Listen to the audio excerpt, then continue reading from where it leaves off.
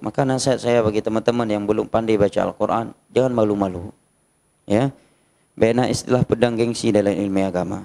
Dalam ilmu doanya mungkin jenis pedang gengsi. Dalam ilmu agama ni pedang gengsi mati dalam keadaan bangai. Mati dalam keadaan bodoh. Dan itu sebuah aib.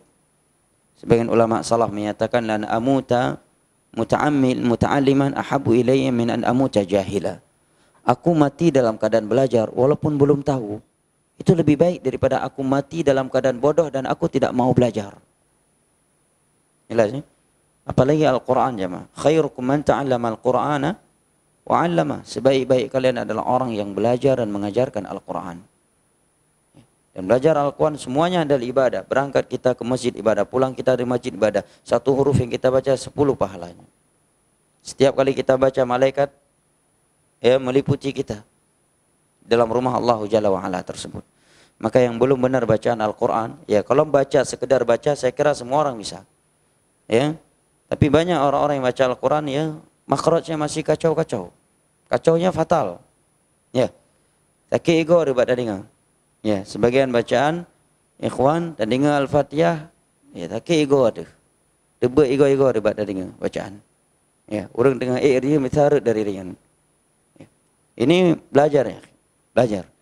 Minta ya kepada guru, seorang guru untuk buka les. Andai kata kita harus menjual dunia beserta isinya untuk bisa belajar Al-Quran, kita lakukan. Hidayah itu mahal.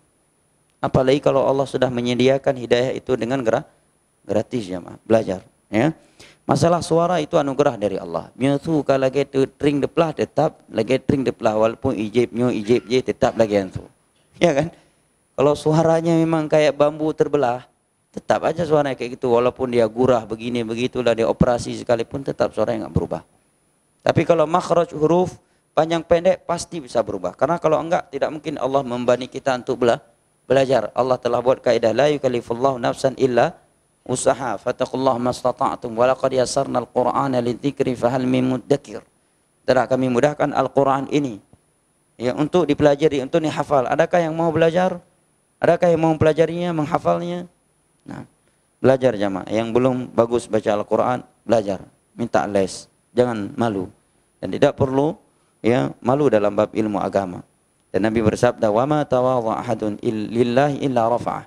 Tidaklah ada yang merendahkan dirinya karena Allah, melainkan Allah akan mengangkatnya. Apalagi untuk Al-Quran yang mana Nabi menyatakan, "Innallaha la yarfa'u bihadzal kitabi aqwaman wa yadh'u bihi akharin." Allah mengangkat tinggi, meninggikan sebagian orang karena Al-Quran dan akan menghinakan sebagian yang lainnya juga dikarenakan Al-Quran. Dan seorang ulama tabi'in yang bernama Mujahid menyatakan, la yanala al-'ilm mustahin wala mustakbir. Dua golongan, dua jenis manusia tidak akan pernah mendapatkan ilmu agama. Yang pertama orang yang malu-malu dan yang kedua adalah orang yang sombong. Saya dengar dulu Ustaz Askar di sini seminggu 2 kali buka majlis Iqra. Tapi awal-awalnya banyak, setelah itu banyak yang ambil pensiun dini. Ya, awal-awalnya minta ke saya, Ustaz Paran harus cari untuk saya orang yang mengajarkan Al-Quran ke kami di Kuta Alam. Akhir-akhir ini saya dengar yang sisa hanya beberapa orang lagi. Sampai udah pindahkan ke Al-Baq Cafe ya. Karena sedikitnya orang yang bertahan dan istiqamah. Ya. Jangan malu ya ikhwan. Kalau untuk ilmu dunia antum berani rendahkan diri. Sebagian mahasiswa ya hana ketipak le dosen ni di kampus. Ijak tiklah kuliah. Nyo bukan? Hah? Ya hana pegang le dosen le bagian dosen ya. Ya hana si ketipak dalam le dosen. Hah? Mi gerom skripsi tulisan gerom muluanya ka sekian. Ka biasa. Ya hana ketipak le dosen. Tinggal ijak tiklah. Hah? Kita mau merendahkan diri untuk ilmu akademik, tapi enggak mau merendahkan diri untuk ilmu dunia. Berarti kita lebih cinta kepada ilmu dunia atau ilmu akhirat?